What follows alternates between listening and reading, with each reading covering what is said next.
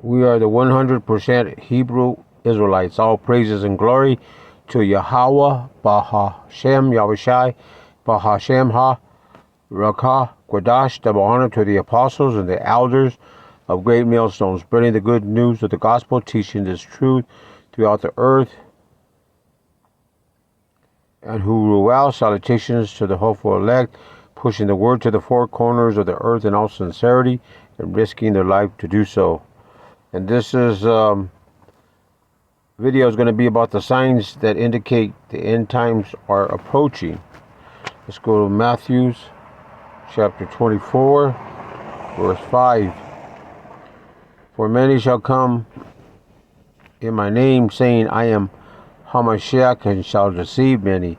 And ye shall hear of wars and rumors of wars. See that ye be not troubled, for all these things must come to pass, but the end is not yet. For nations shall rise against nation, kingdoms against kingdom, and there shall be famines and pestilence and earthquakes in diverse places. All these are the beginning of sorrow. So Yahushua gives many clues for discerning the approach of end times. There will be increase in warfare,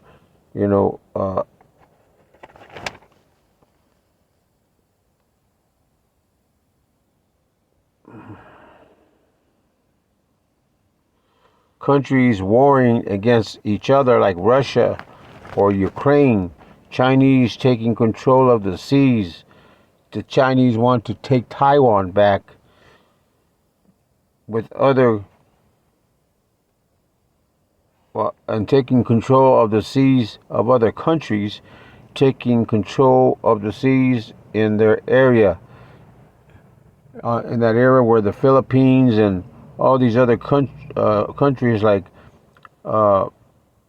Taiwan, they want all control. There shall be increase in famines. The United States telling its people that whoever wants to invade areas of land, like they're not being invaded by all these other people from other countries, that they're not taking account of coming into the United States from the border.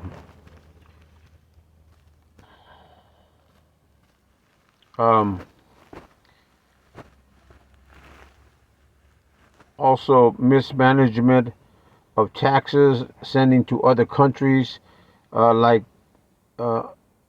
not taking care of their own people. For one, born in America, plagues and natural disasters occurring because of the mismanagement of the economy in America, creating economic problems for the people in the United States, the citizens. Besides creating disaster, man made it cause suffering to the American citizens. They're sending money out to Ukraine, billions of dollars, money to Israel, and they're sending money to Gaza, the least. Yet America's backing Israel, attacking Gaza and its people, killing and generating atrocities, genocide. People dying due to the political implementation of laws and unjust decrees, allowing all these people to come into America. That's one of them, to take away the border, because they have these elites have taken control and bought these politicians and sold out the people of America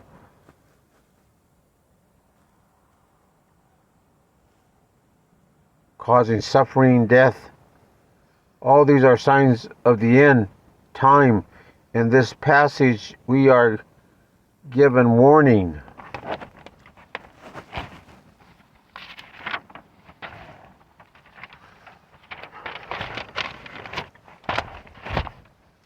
We are not to be deceived because these events are only the beginning of birth pains.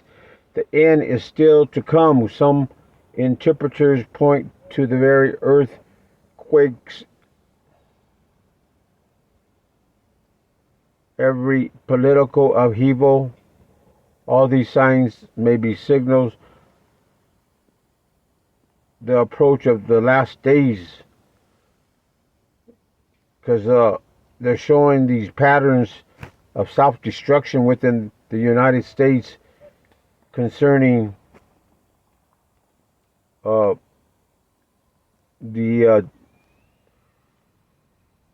destruction of bridges and of famine,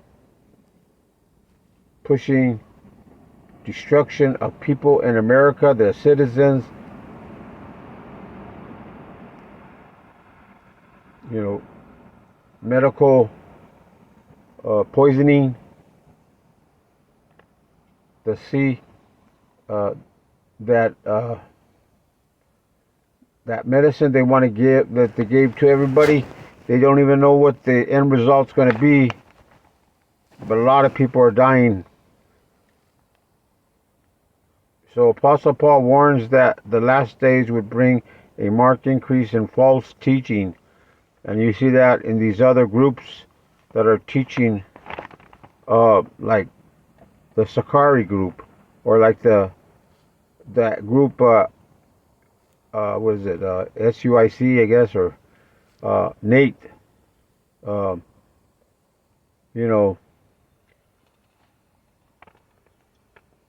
making a folly and mocking the truth. So go to 1 Timothy 4:1.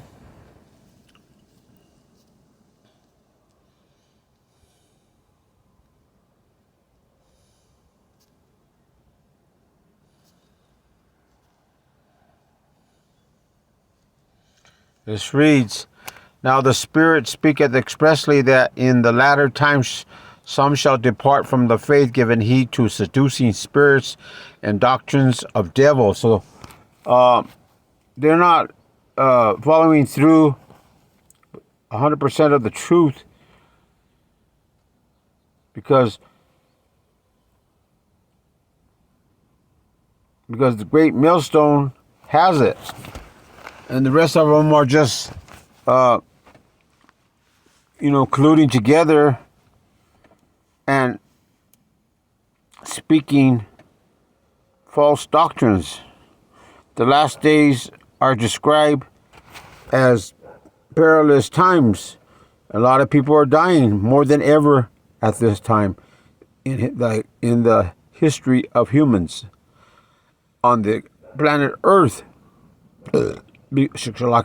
because of the increasingly evil character of man and people who actively oppose the truth. And who's going against the truth? You got all these false teachers, all these false groups that bring in false doctrine,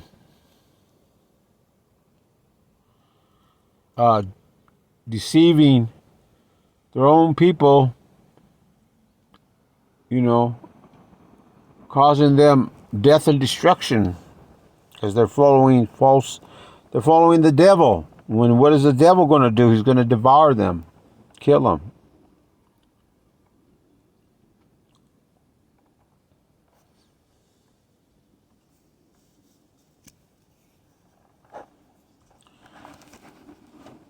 Let's go to, let's see.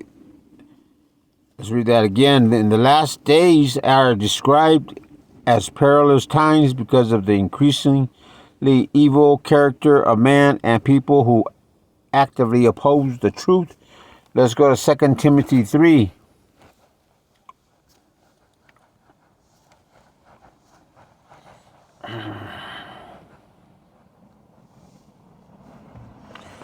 Let's see. 2 Timothy 3, starting at verse 1.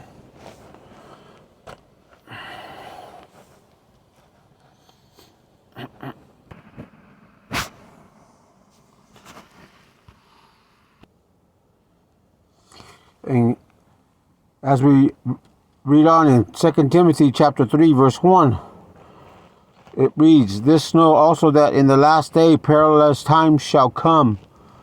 And we see it before our eyes, all these people, if it ain't one thing, every day death multiplied, death increased.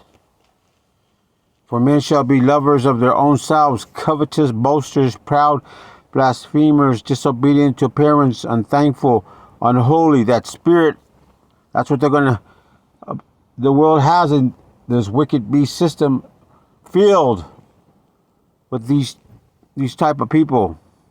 They're disobedient, evil, wicked, without natural affection, truce breakers, false accusers, incontinent, fierce, despisers of those that are good. And that's what you have, the wicked plotting against the good to fill the world in wicked concentration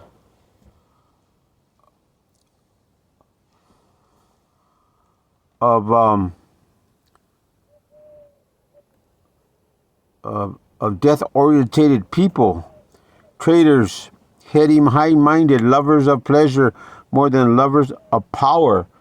You don't worship the Lord. You worship your carnal flesh more than you do the Most High, our power, who created us. He is the creator. We are the created. So now you have the created, trying to push its agendas of death, of carnality, trying to take the Lord's place.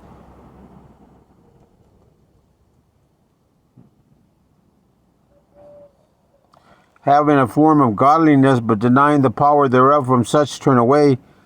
For of this sort are they which creep into houses and lead captive silly women laden with the sins, led away with diverse lusts, ever learning and never able to come to the knowledge of the truth. They can't find the answers because they're stuck in their wickedness. And the devil, all he does is set the traps and you fall right into them, never understanding,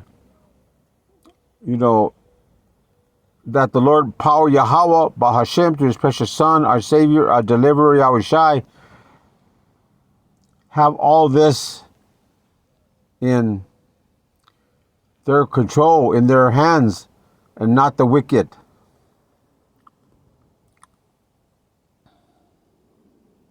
Now as Jannes and Jambres withstood Moses, so do these also resist the truth, men of corrupt minds, reprobates concerning the faith. But they shall proceed no further, for their folly shall be manifest unto all men, as there also was.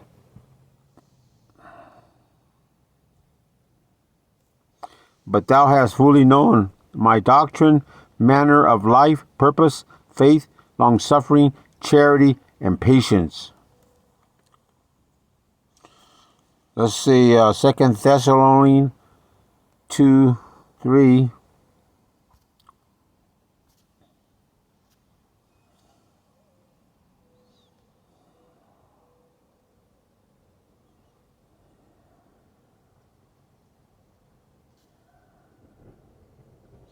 This reads, "Let no man deceive you by any means, for that day shall not come, except there come a falling away first, and that man of sin be revealed, the son of perdition." Another possible sign of the end time would include a rebuilding of a Jewish temple in Jerusalem that they've been talking about, increased hostility toward Israel, and advances toward a one world government. And that's what's coming up now in the one world government, the agenda, to bring everybody under one rule. And it's not going to be good, because this is the agenda of the elitists that people don't even see or know. They know about them, but they don't see them. And this is what they want. They want full control, 100% control of your life.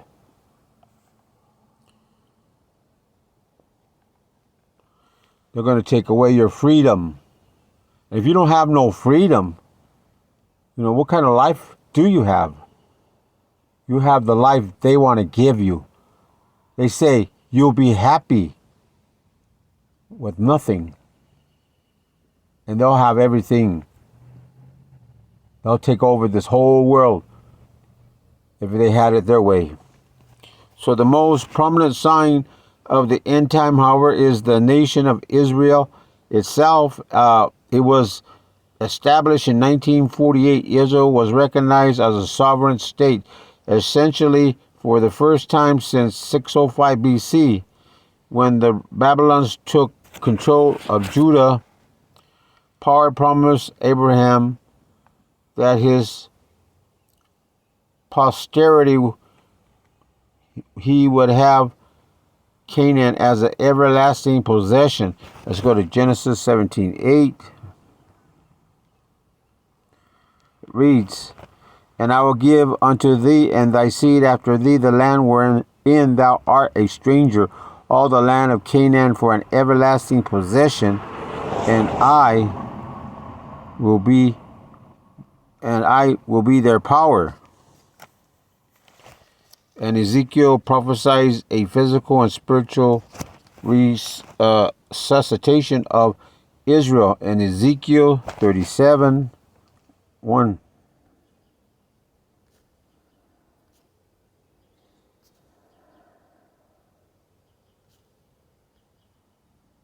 This reads, "The hand of the Lord power was upon me, and carried me out in the spirit of the Lord power, and set me down in the midst of the valley which was full of bones, and caused me to pass by them round about. And behold, there were very many in the open valley, and lo, they were very dry. And he said unto me, Son of man, can these bones live? And I answered, The Lord power thou knowest. Again he said unto me, Prophesy upon these bones, and say unto them, O ye dry bones, hear the word of the Lord power. Thus saith the Lord power unto these bones, Behold, I will cause breath to enter into you, and ye shall live. And I will lay sinew upon you, and will bring up flesh upon you, and cover you with skin, and put breath in you, and ye shall live, and ye shall know that I am the Lord power.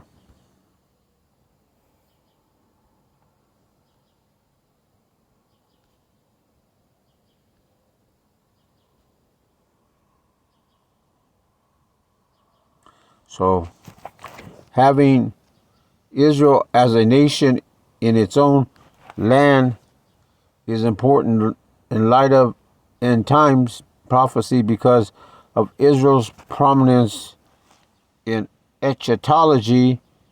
Let's go to Daniel 10:14.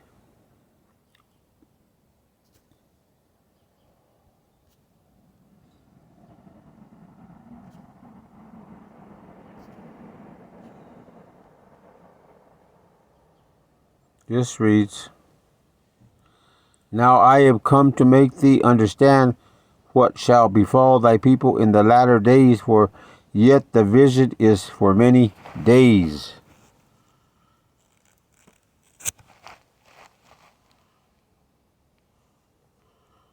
Uh, 11:41.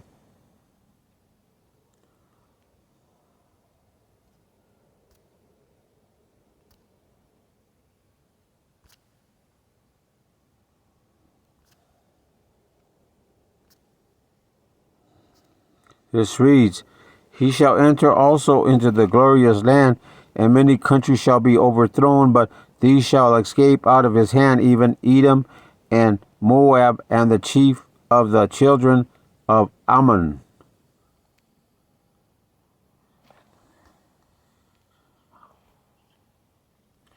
Revelation 11:8.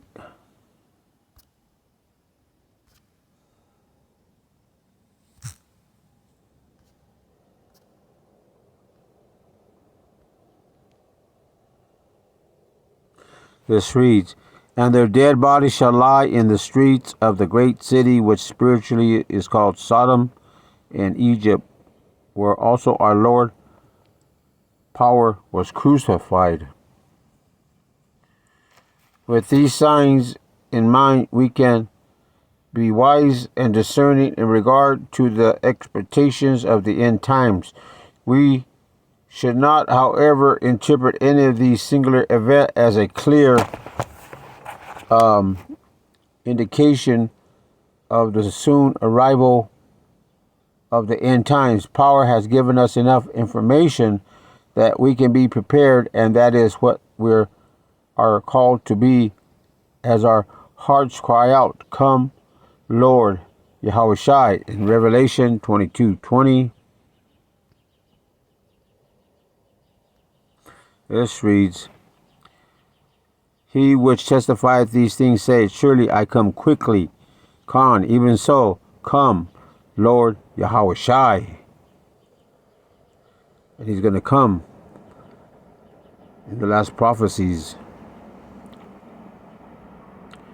because he's coming for his elect, and he's going to destroy this place, this land of confusion, America the bitter, Babylon the great, and 200 nuclear missiles destroying it. For all four directions, a flood of fire, leaving nothing. And also at the same time raising up his elect, the dead first, and then the ones that are alive. And they would be raised into those chariots, those saucers, and receive their everlasting salvation. They will know that they are saved at that time, beaming and destroying the 2/3 in this state, in this continent, or this country, the United States, Babylon the Great. So, brothers, let's continue. We're almost home. Prophecy. We're just being patient and waiting for the days of our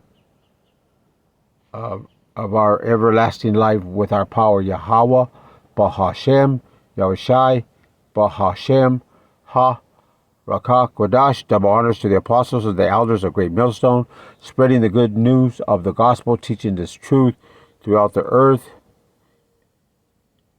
And who will well, and salutations to the hopeful elect, pushing the word to the four corners of the earth, in all sincerity, risking their life to do so. So, brothers, let's keep our trucking. Let's be hard soldiers, and let's patiently wait for our gift, our crown, our salvation of everlasting life. Shalom.